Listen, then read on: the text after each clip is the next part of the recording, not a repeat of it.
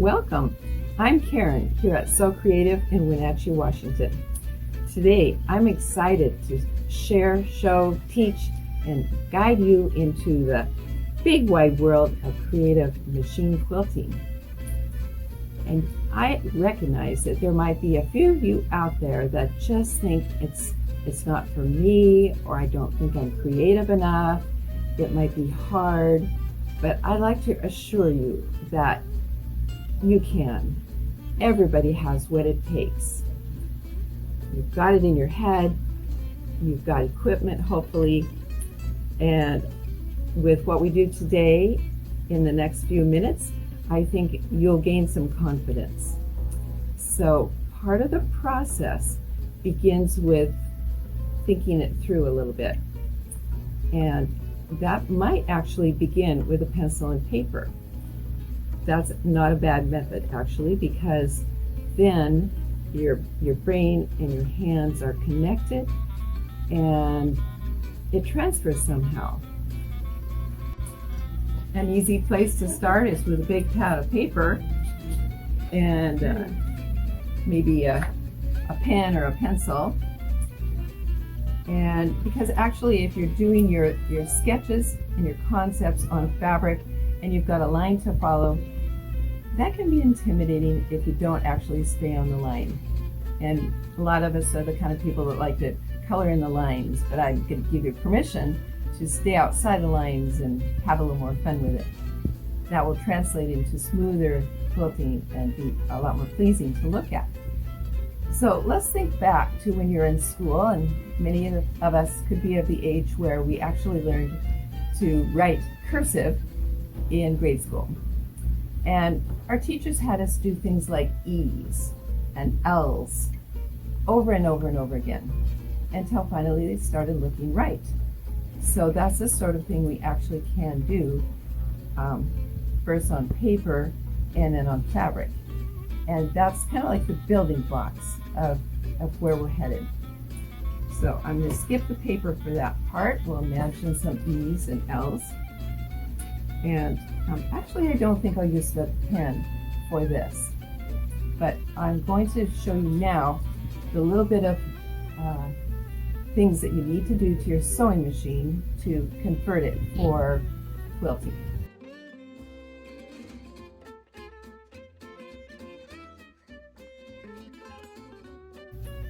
Well, at this point we'll talk about just a few adjustments that you'll make to your sewing machine to make it work just right for machine quilting.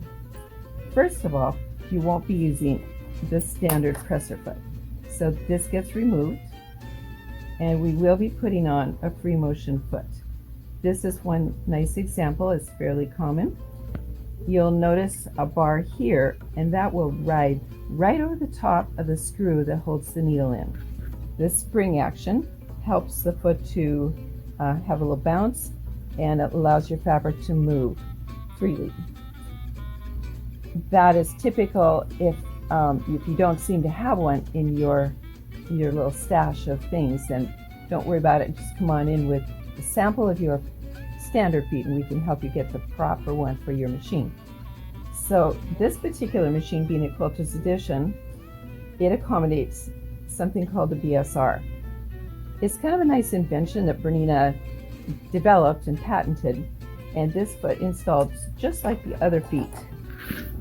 It goes on like that, and then this plug goes into the hole at the back. So now it's installed. And if we do look at the screen of the machine, I can clearly see it's coaching me to drop the feed dogs. So everybody will do that on your machine. Sometimes the mechanism for dropping the feed dogs is at the back of your free arm. Sometimes it is a lever right here, and other times it might be a little lever right here. If you don't find that on your sewing machine, then check the book or come on in with the machine and I can help you with that. Another thing that you'll want to do is wind your bobbin, because we're going to have fun for a long time. And so whatever bobbin you have, whether it is a standard size like this or a little bit more petite, just go ahead and fill your bobbin to the maximum. And it can be thread that blends with the back. It can be thread that coordinates with the top thread. It doesn't matter. In this situation, I filled this bobbin. Love the size of that one. This is actually called a jumbo bobbin. It allows me to quilt or sew for a very long time without refilling again. So here we go. Pop that in, close it up, and I like to have the free arm extension table on again. This is a work support, and at home in your studio, possibly you have a nice piece of furniture that will be flush and give you a larger surface to be working with. That's the basic setup. This machine has very aware, because of being plugged in here with a stitch regulator, that's what I'm doing. So I automatically have a straight stitch here. On more traditional machines, you'll be selecting your straight stitch. And what about the stitch length? Is that something to be concerned about? Well, actually the answer is no, because with the feed dogs drop, that's these teeth, when they are dropped, the stitch length is totally up to you.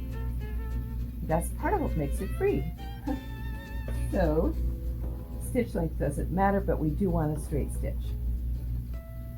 I'll also suggest that your needle be a little bit, a very nice needle.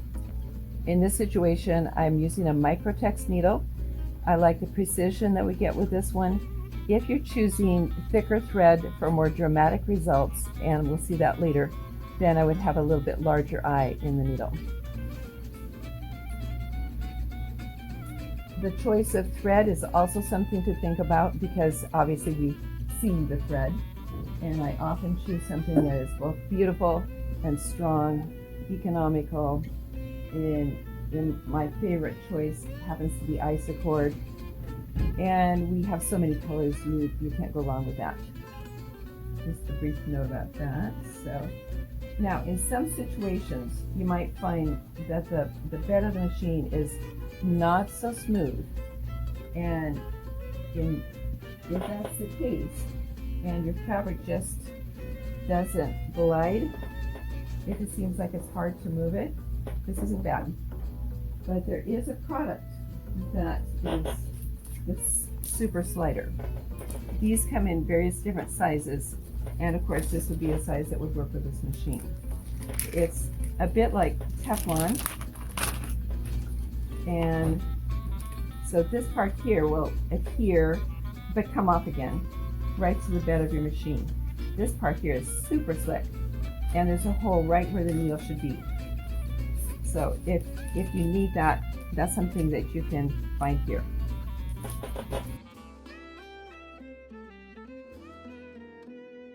So here I am in school, and I'm supposed to be doing O's or E's, and I'm just gonna get this going.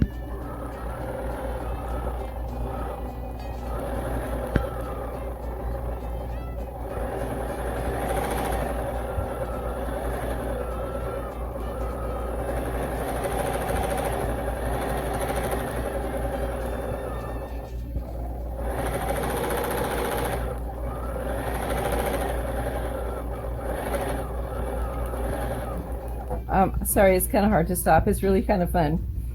I think it's just fine to repeat a shape, and you'll notice my stitches are very consistent because of the regulator. My foot on the pedal is simply working as an on. It's pushing and it's activating.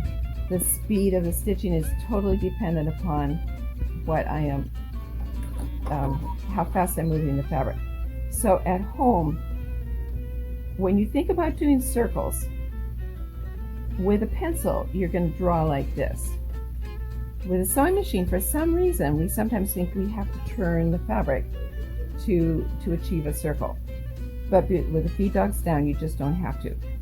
So I'd like to encourage you to take your fabric like this and do a circle like this. Notice the top stays at the top, the bottom at the bottom. There is no pivoting, there is no steering. This is very, very important, and that way you can get better results. You might have seen this tiny little pouch, and 3 parts of it have some quilting on it. The flap, in this situation I let the design of the fabric be my guide. The outside has a typical stipple, so when I show you that I'll use a contrasting thread and you'll see it better. On the inside, get a reverse cards out of there, that's important. I did some other practicing, and I'll show you other pictures how I developed that. So now we'll use this fabric because you can see some designs, and put it where I can see things. Okay, I'm going to gently trace, but not with perfection. I'm going to have a flowing look here on some of these petals, and I'm not worried about staying on the lines because it's just more fun that way.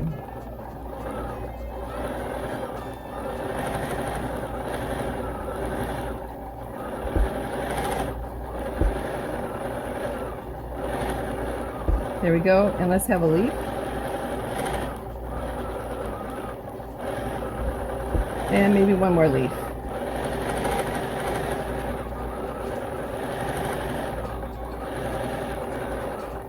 And then I'm going somewhere else. I'm not overthinking it, and I'm certainly not on the lines, but it works that way. It works just fine. Somehow if you attempt to be exactly on the lines, the tension and the stress of achieving that, it translates into the stitching. It's just not as pretty. At the same time, please make sure that you're in a comfortable chair, your shoulders are relaxed, and shake it up a little bit so that you don't have tension in your body in the end. So that's the sort of thing that we'll do for one section, and it can be considerably larger. And then when this part is finished, we will find the part that you like the best and trim it down to be your little flap, if you choose to make something with it. Okay, so I'm going to relate this next technique to what you might be doing in the kitchen. When a basic of cooking is stirring, and a basic for free motion quilting is the stipple stitch. So there's a little bit of practice here. I did some of this, and somebody else is tracing my lines. I hope that's visible. Okay, and that's the concept. These are rounded pieces, and they kind of look like puzzle pieces to me. One thing we're trying to avoid is sharp points and crossing over, although there's a loop, and that's kind of cute. If your style turns out to be more pokey and jaggedy, there's a name for that. It's herky-jerky, and that can be just fine. That's your style. Don't feel intimidated if it's not. There's no such thing as perfect or imperfect. It's your style. So that's what we'll do on this. A little bit of stippling. And one little thought here. When you're working on a larger piece and you want things to stay together, then it's a good idea to use a temporary spray adhesive. And that's something that is available in small cans as well as large.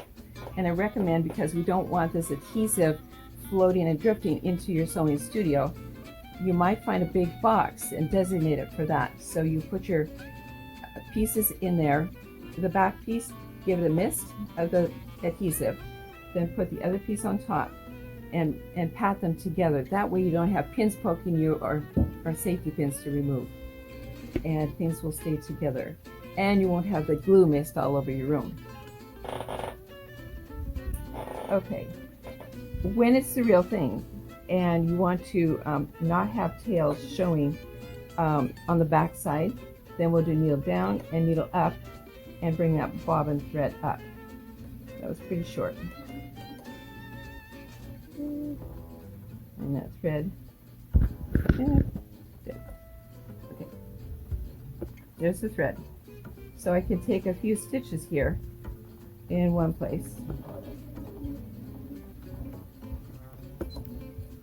And get rid of those. So now on the back side there won't be any tails. And I can begin in the middle or anywhere I choose. So this is kind of a basic stipple.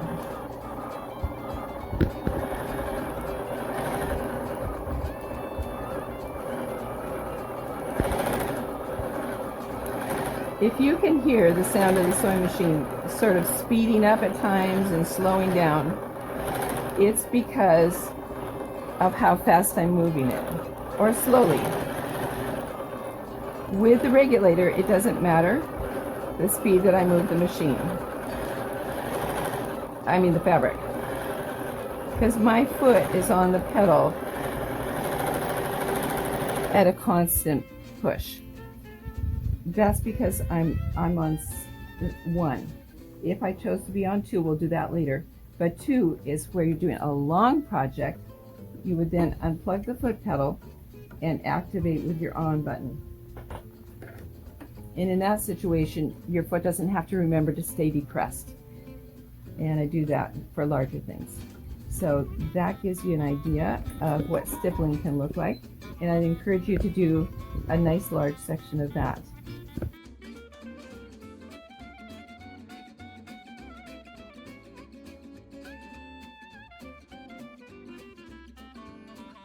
This is the fabric that I selected for the inside of my little pouch.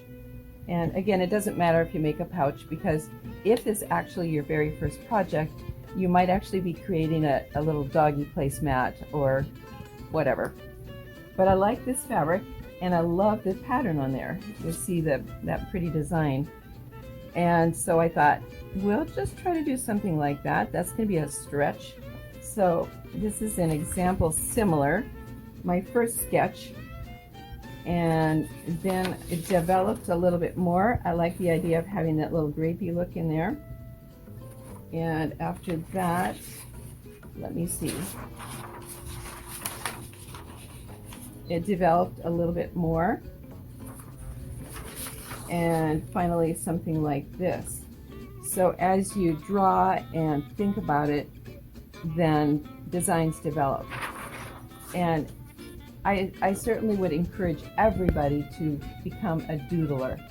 If you don't sketch with a pencil when you're on the phone and just sitting around, please do that, because it's going to help with your creativity. So that's what I was striving for here, and to develop something like that. And it turned out fair enough, just fine for the inside. So now I'd like to move to another little project and develop it some more.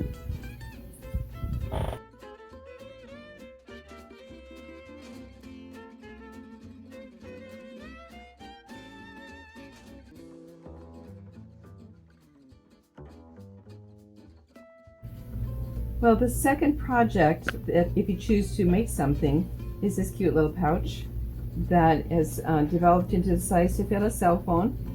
And of course there's 3 fabrics here, outside, inside, and the flap. And again, I'm letting the pattern of the fabric be my guide. And so I did a little practice on paper that you'll get to see a sample of. And after I did my test stitching, then I removed the parts that I didn't like so well. So this is something that was in the process. I didn't care for this so much, so chopped it off. This is a little bit of stippling and swirly snail things. I didn't use those either. And I know this is difficult to see, but this is a daisy sort of a pattern that I developed didn't want to do big daisies. So, and I coordinated the thread. I know that's hard to see, but you might want to do your practice on something that is the inside. And so I'll just do a tiny bit of that and give the idea. And if you notice the red light that comes on, anytime that light is on, that indicates that the regulator is functioning just right. And I have not changed the stitch length at all, but you can. And just for the fun of it, I'm going to lengthen the stitch a little bit here and do a little bit of design, such as it's in the lining, but in the end, when I got better, it turned out to be outside.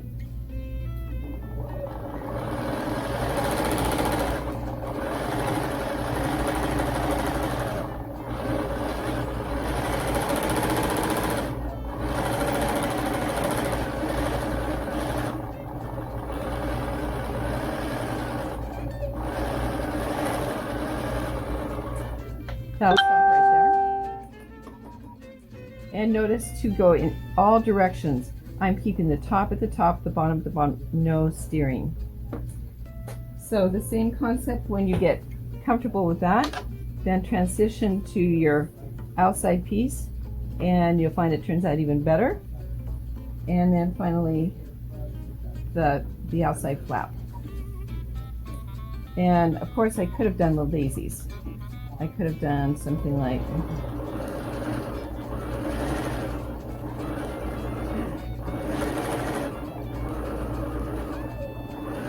notice I'm not following lines exactly.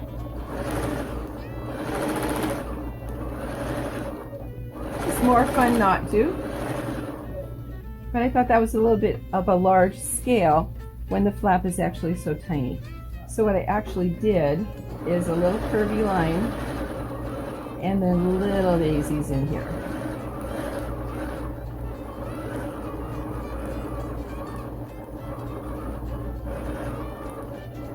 There. And each one is unique. That's the way it is. If you wanted it to be perfection, you would drive to the big box store and buy something that's done by a big factory. That's not what we're looking for, is it?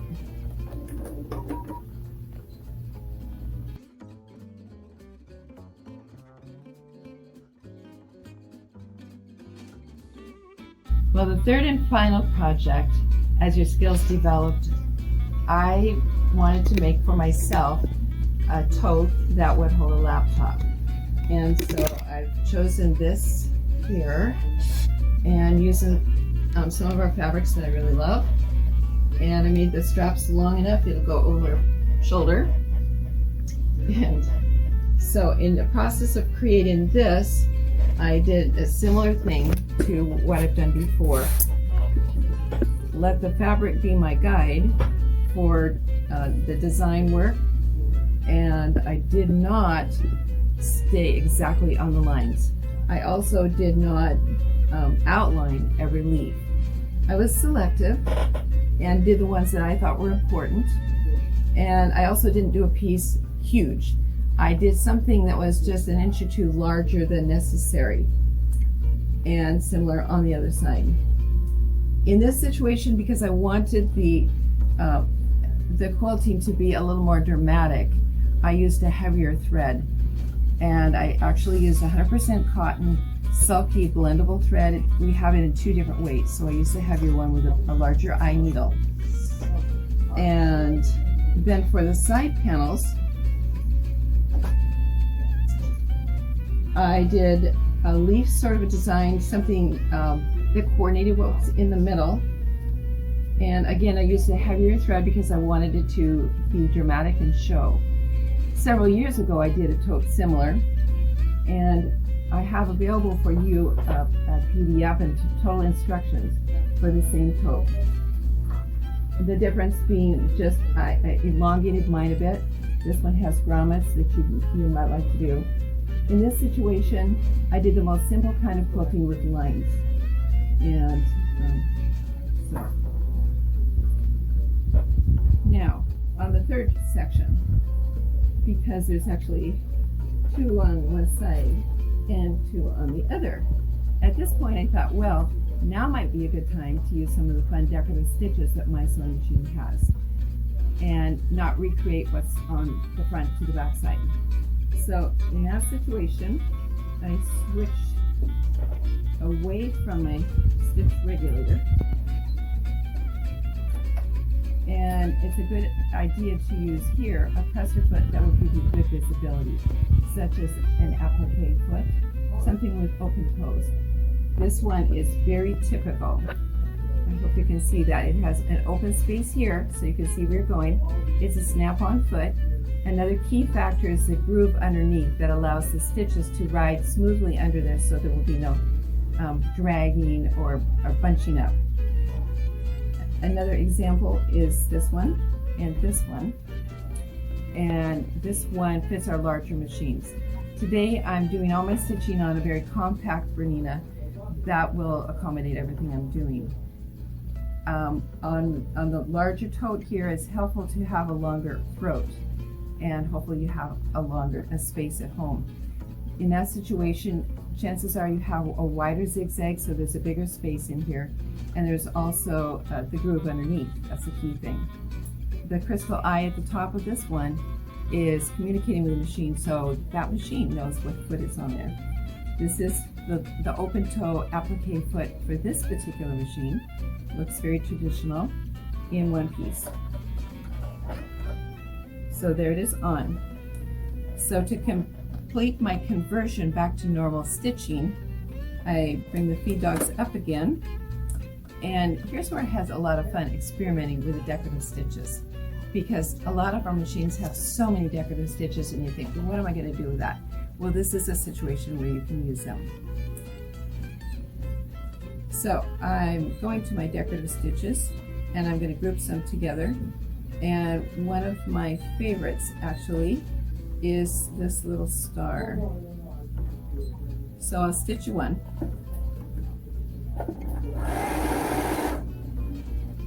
That was quick. So that's what that looks like. This is in a 5.5 millimeter size. If your machine does wider stitches, it'll be a little bit more dramatic. But that alone is not enough.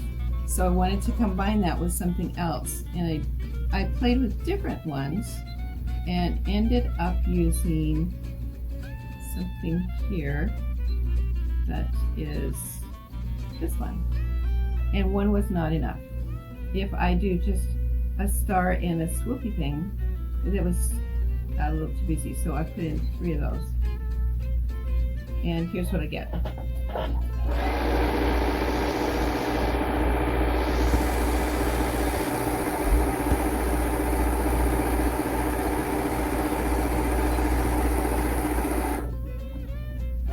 So that is 2 repetitions. Okay. That made me happy. And actually on this bag, I didn't use a solid color thread. I had a variegated thread that brings out some of the other colors. It's equivalent to the Isocore thread, and it has all the right colors plus a little bit of red. And I didn't want straight boring lines, but I also didn't want it to be too random. So I used a chalk, or often I use a friction pen.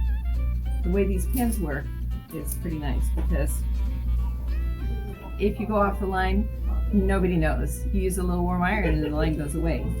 So first of all, I used my rotary ruler with the angles on it, and I had my guidelines for exactly the size that I needed for the panels. And so we'll just say it's like, I guess some lines here.